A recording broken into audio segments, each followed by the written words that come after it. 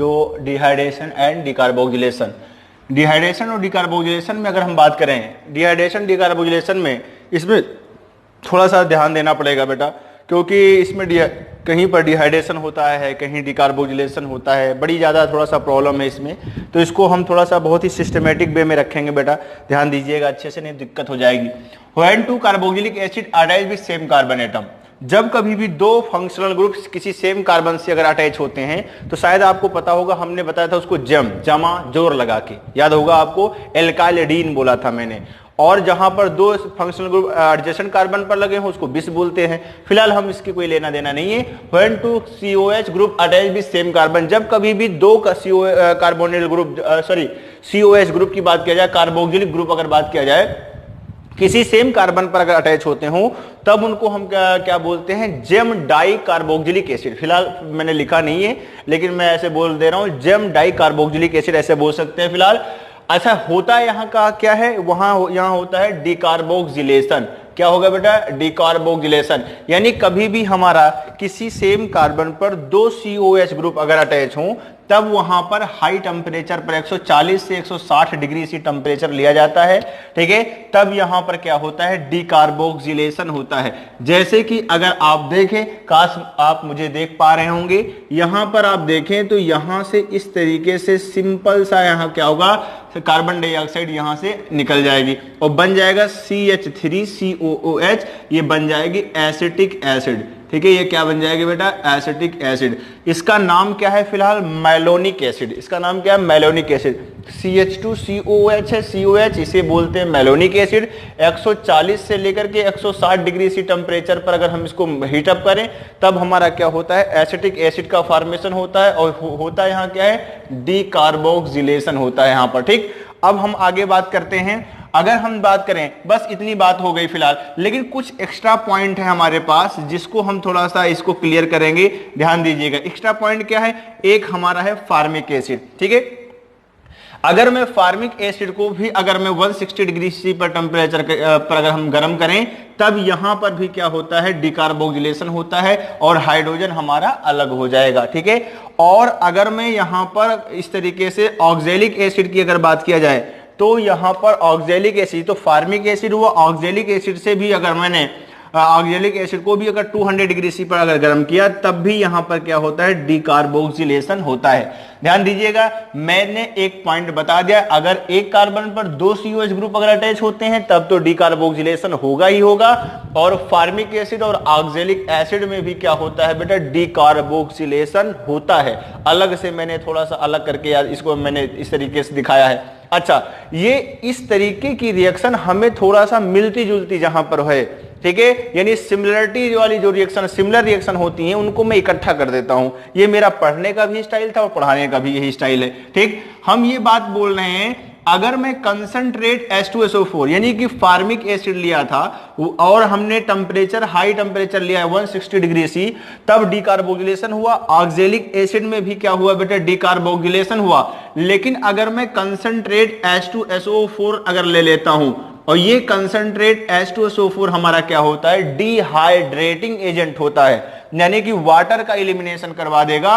और वाटर का एलिमिनेशन इस तरीके से, कुछ इस तरीके से करवाएगा और हमारा देखिए H2O अलग हो जाएगा, कार्बन मोनोऑक्साइड अलग हो जाएगा। दोनों में फर्क है बेटा, ध्यान दीजिएगा। फार्मिक एसिड 160 डिग्री सी पर डिकार्बोक्सिलेशन हो गया, कार्बन डाइऑक्साइड निकल रहा है, ध्यान दीजिएगा। और वहीं पर हम अगर फार्मिक एसिड कंसंट्रेट H2SO4 लेते हैं तो हमारा क्या होगा, डिहाइड्रेशन होता है, पानी निकलेगा, ध्यान दीजिएगा।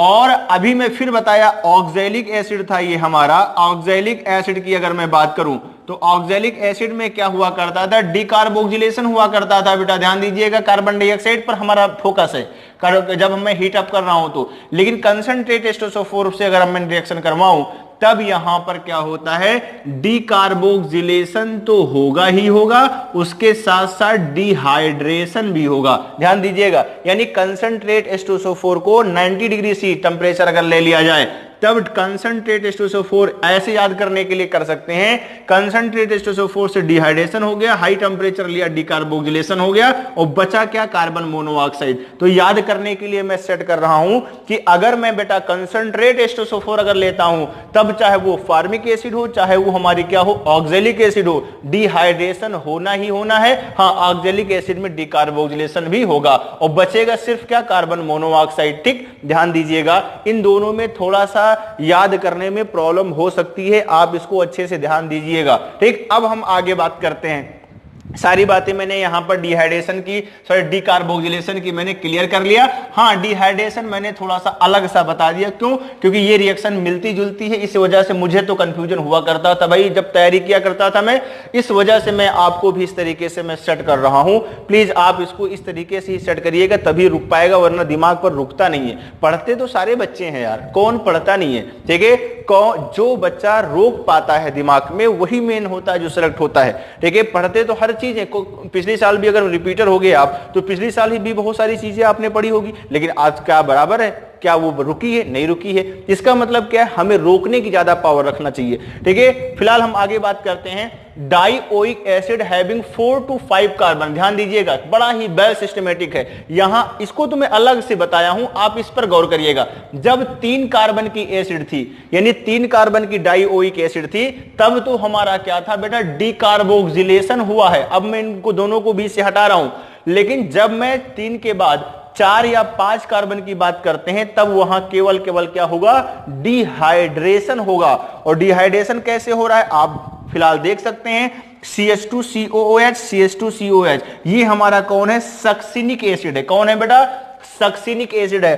सक्सिनिक एसिड होने की वजह से अगर मैंने हीटअप कर दिया, हाई टेम्परेचर लगा दिया, इसे भट्टी बना रखा है, ठीक है, इस तरीके से फर्नेस समझ लीजिए, ऐसे इस तरीके से मैंने बना दिया, तब यहां पर क्या होगा, डिहाइड्रेशन हो रहा है बेटा। डिहाइड्रेशन से क्या होगा, यहां डिहाइड्रेशन का मतलब क्या हुआ, पानी निकालना।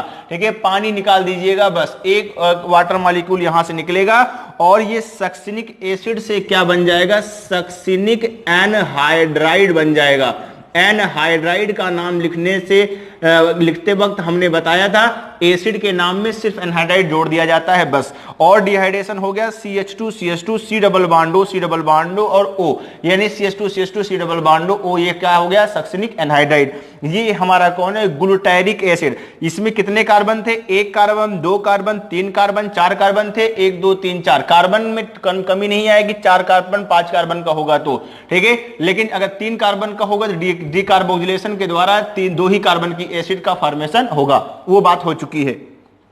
फिलहाल इसका नाम क्या है, glutaric acid. CH2 CH2 CH2 COH COH, 1 2 3 4 5 carbon की चेन है। ये हमारा क्या बनेगा, ग्लूटारिक एनहाइड्राइड का फॉर्मेशन होगा। क्या फॉर्मेशन होगा बेटा, ग्लूटारिक एनहाइड्राइड का फॉर्मेशन होगा। और यहां पर भी हमारा क्या होता है, डिहाइड्रेशन होता है। यहां पर भी हमारा क्या होगा, वाटर का एलिमिनेशन होगा।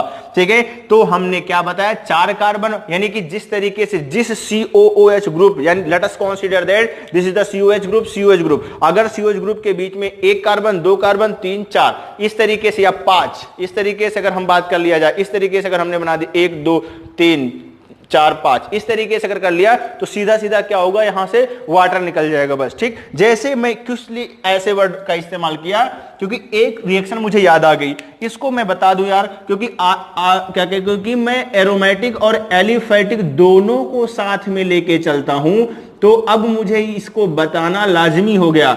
ये कौन है बेटा, हमारा थैलिक एसिड है। ये कौन है, हमारा थैलिक एसिड है। अगर मैं थैलिक एसिड को हीटअप कर दिया जाए, गर्म कर दिया जाए, तो मैं यहीं पर थोड़ा सा सेट कर दे रहा हूं, तो ये हमारा क्या बन जाएगा बेटा, C डबल बॉन्ड O, और ये हमारा क्या होगा, C डबल बॉन्ड O होगा, और इस तरीके से हमारा ये बन जाएगा थैलिक एनहाइड्राइड।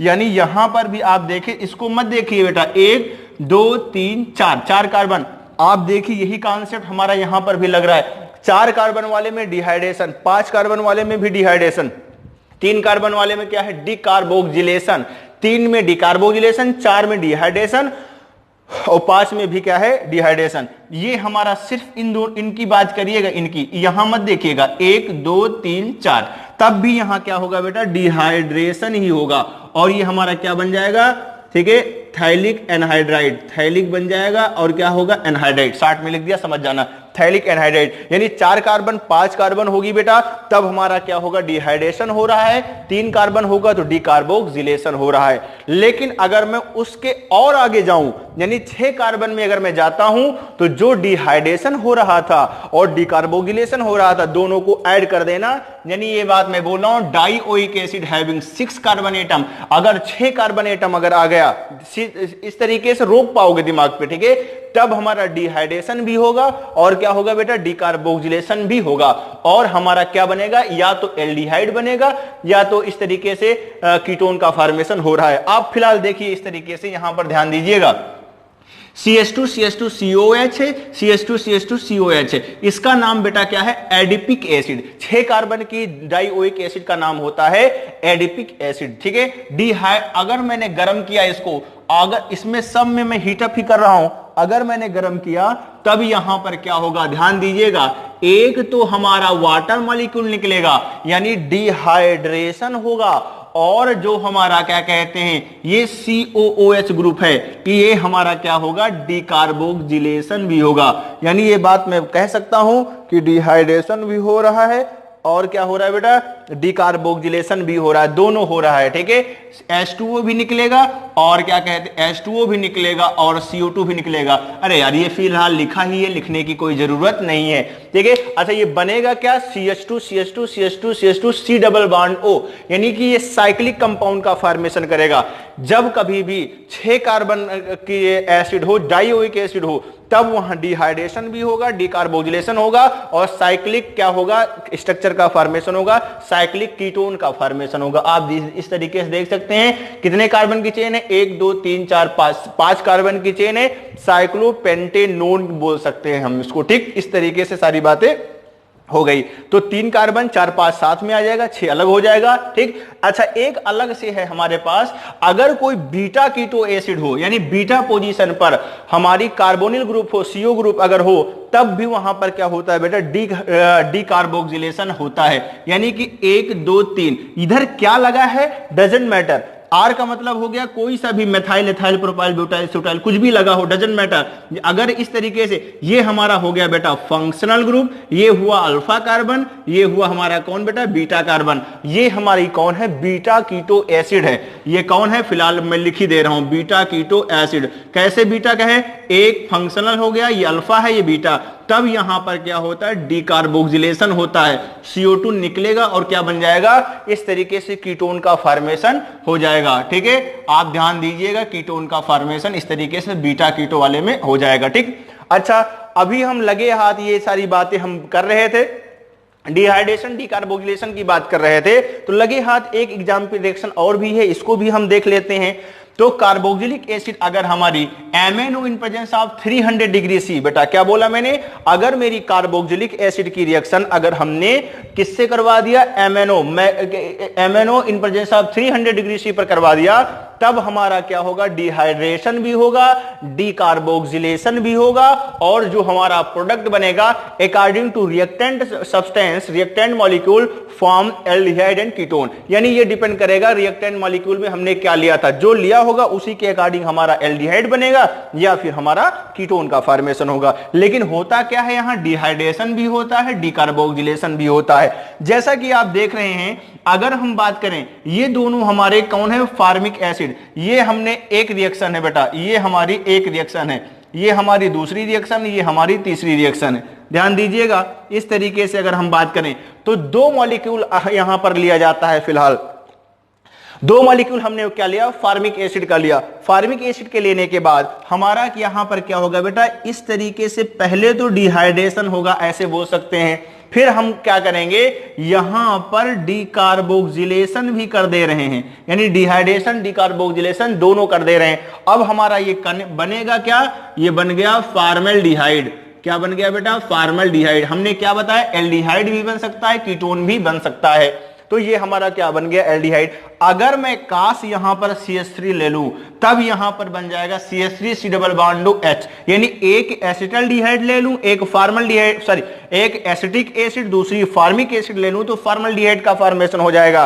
अगर मैंने यहां CH3 ले लिया यानी एसिटिक एसिड दोनों मॉलिक्यूल ले लिया तब हमारा CH3COCH3 यानी एसीटोन का फॉर्मेशन होगा। बहुत सारी रिएक्शन है, हम इसको नहीं बता पाएंगे, इसलिए मैं इसको क्या किया, एक जनरल बता दिया। बता ना पाने का मतलब इतना ना टाइम है और ना हमारे पास स्पेस है, दोनों चीजें नहीं है। तो 2RCOH यानी दो, अगर मैंने RR ले लिया यहां पर तो हमारा क्या हो जाएगा, RCOR, जैसा कि RCOR का फॉर्मेशन हो जाएगा। और बनेगा क्या यहां पर, सॉरी साइड प्रोडक्ट क्या बनेगा, CO2 और क्या बनेगा, वाटर का फॉर्मेशन हो जाएगा बेटा। ठीक है, अगर मैं यहां पर किसको ले लूं, मैं बेंजोइक एसिड को ले लूं, क्या ले लूं, बेंजोइक एसिड को भी इस्तेमाल कर सकता हूं। बेंजोइक एसिड दो मॉलिक्यूल C6H5 तो C6H5 CO C6H5 यानी इस तरीके से बेंजोफिनोन का फॉर्मेशन हो जाएगा। किसका फॉर्मेशन हो जाएगा, बेंजोफिनोन का फॉर्मेशन हो जाएगा।